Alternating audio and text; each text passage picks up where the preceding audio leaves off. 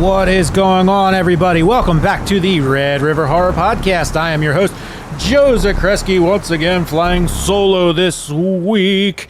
And I'm going to confess something to everybody. Originally, I had just recorded an episode, okay, and it was going to be focused around a composer named Bernard Herrmann, who is famous for such themes as like Alfred Hitchcock movies, Orson Welles movies.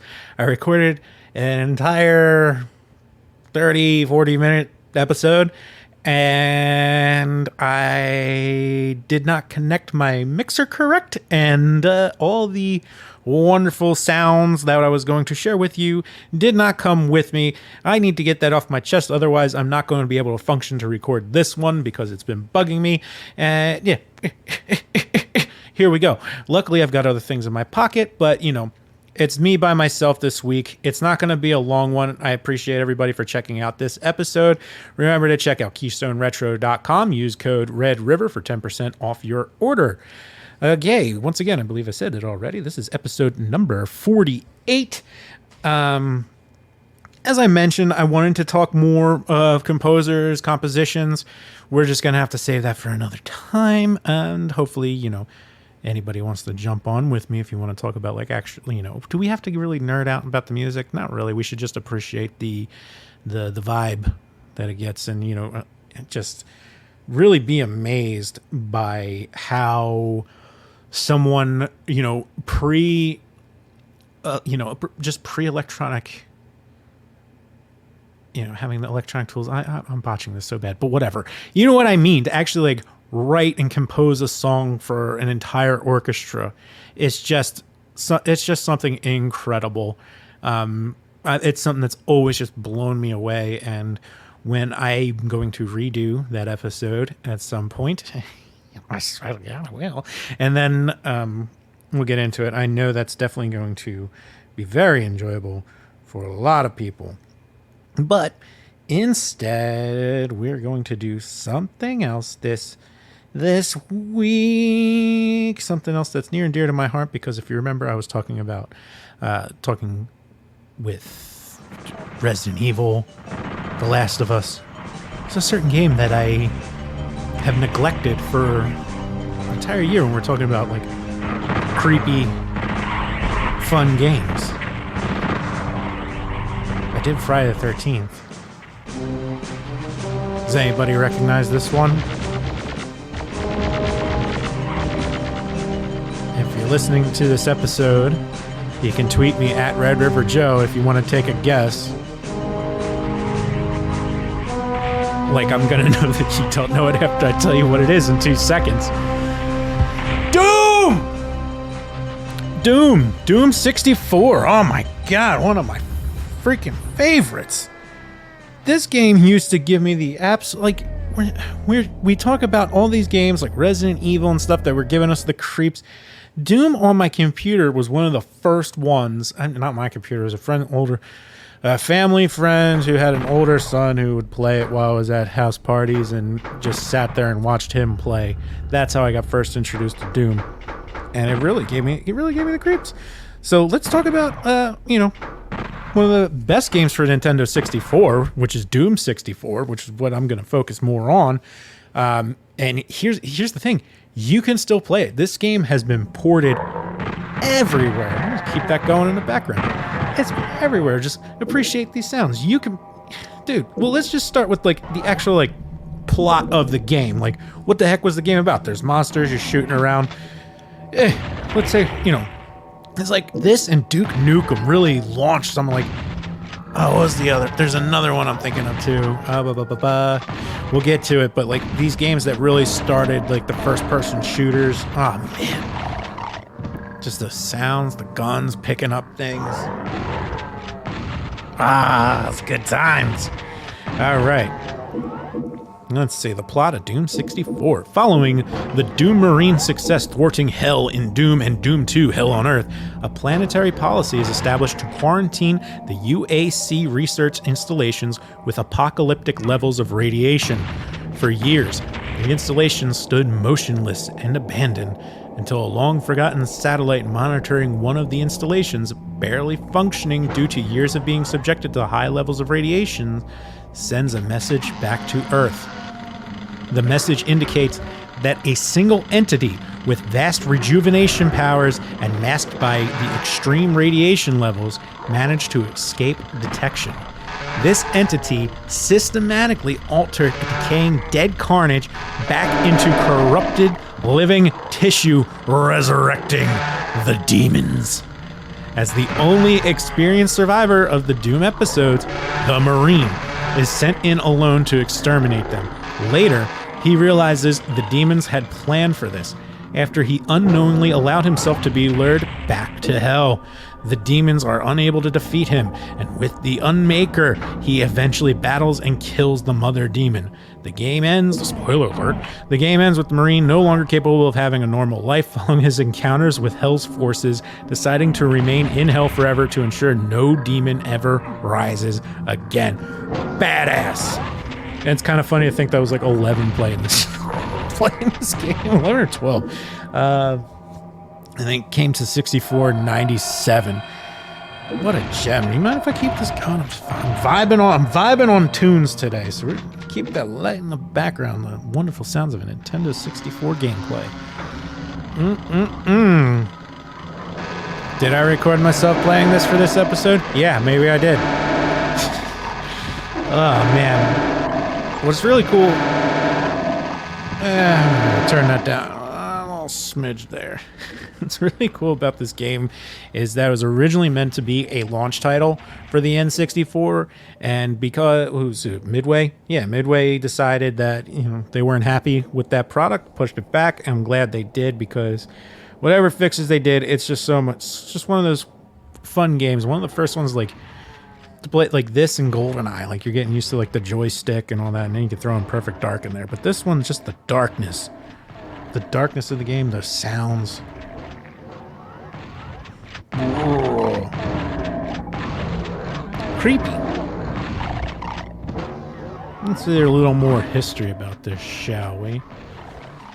Ooh. Doom 64, oh, just like I said, was slated to be a North American launch game, but near the deadline, ID Software, which was the minor company to Midway, expressed dissatisfaction with many of the level designs, which I could definitely see that. With these types of games, I mean, pretty easy to mess up because, like, in these old first-person shooters, I guess it's still the same. It's like you just kind of like run into a wall and you kind of run through it. I don't know. It gets a little wonky at times. Anyway, they postponed the game till April of 1997 while redesigning the levels. Thanks for doing that. Nintendo's then recent decision to remove the ability to run over animals from Nintendo 64 version of Cruisin' USA raised concerns about the possibility of censoring Doom 64. But Midway Vice President of Software Mike Abbott said that Nintendo had not voiced any concern about the game's violent content. He pointed out that Cruisin' USA was perceived by the public as a family game, but Doom series was targeted towards mature gamers, yeah, obviously. Why would this even be included in any sort of article anywhere? That's kind of an obvious thing, but, but then again, I was pretty young, but I guess, we're talking about like even younger people, like where if you're going to play Cruisin' USA, like anybody can do that, but Doom, a little harder. But what's also awesome about this game, if you wanted to play it now, what you could do, you could jump on, you can still play it on PC. It's available on Nintendo Switch. It's available in the PlayStation Store. It's available on Xbox One. Is that the current one that's out? Whatever, you can get it on Xbox. And even on Stadia, if you have Google Stadia, it's available on Stadia for $4.99. You can't beat it if you want to play it on a nice big old TV and you don't have a... like one of the traditional consoles, Stadia. Right there for $4.99. Pretty freaking cool. Oh, also on Steam. Of course, just about every PC game's on Steam, isn't it? I have not messed with Steam. Has anybody else here messed with Steam? I have not. But I digress. Maybe I'll try out Steam someday, once I have the time. Oh, man. Let's see. I'm going to find some...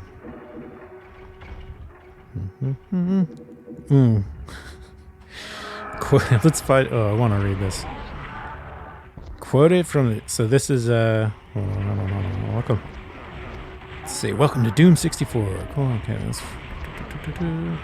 30 total levels. Whoa. Okay, that's from the game's product page. Dawn of the Undead, an unseen entity from beyond, cloaked by radiation. We already covered that. Hold on, here's a little prologue. Straight out of the manual, out of the Doom 64 manual. Your fatigue was enormous. The price for encountering pure evil. Hell was a place no mortal was meant to experience. Stupid military doctors. Their tests and treatments were of little help. In the end, what did it matter? It was all classified and sealed. The nightmares continued.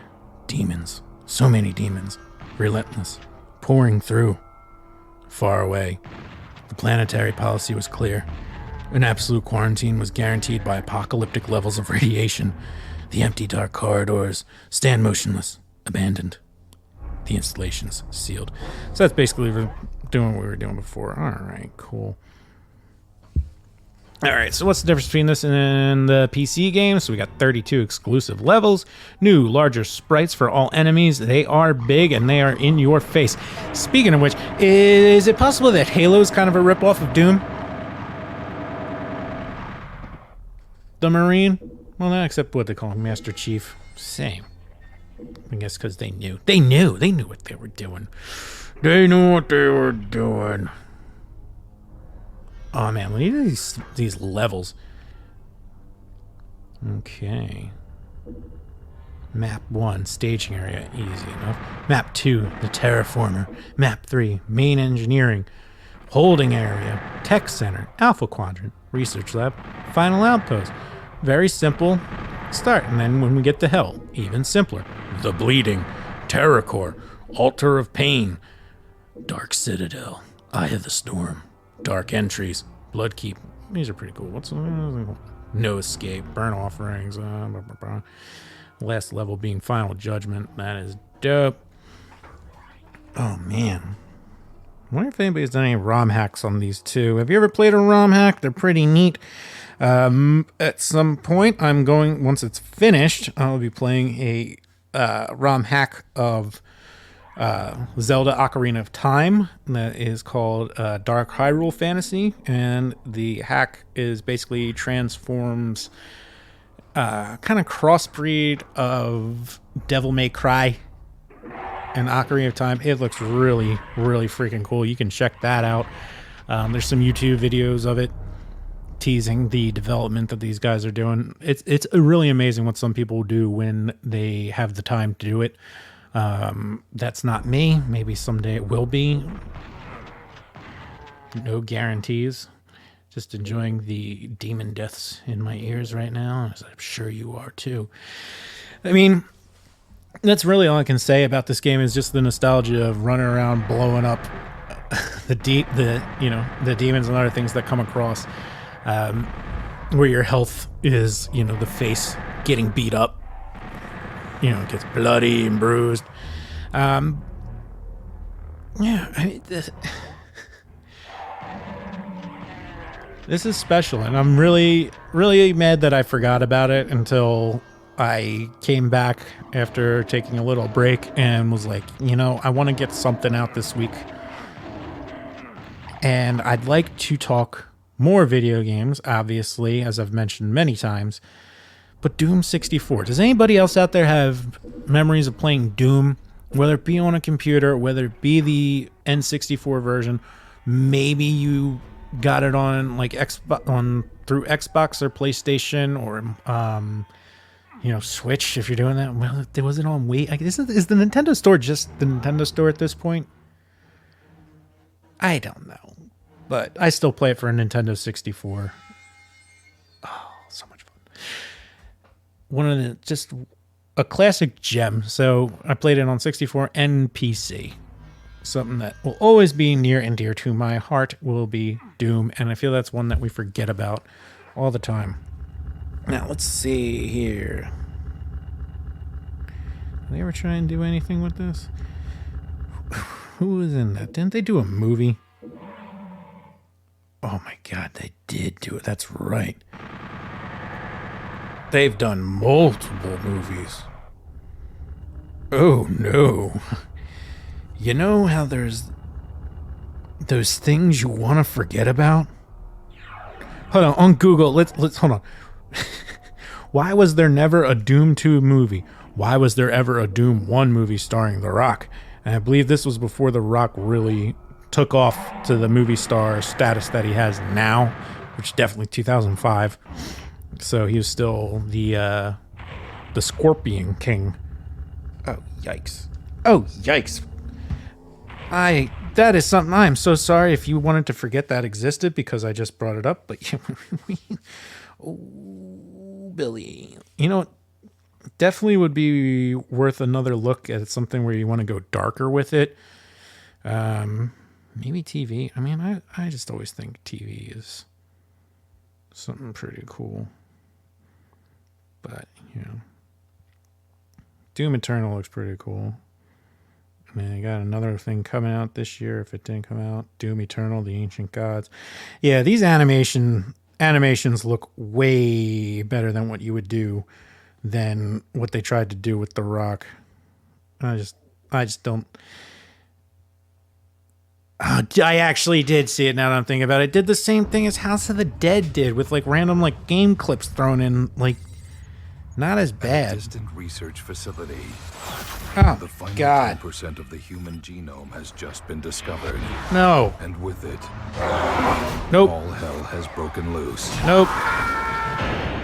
Nope. Now, a call for help has gone out. Oh, yikes.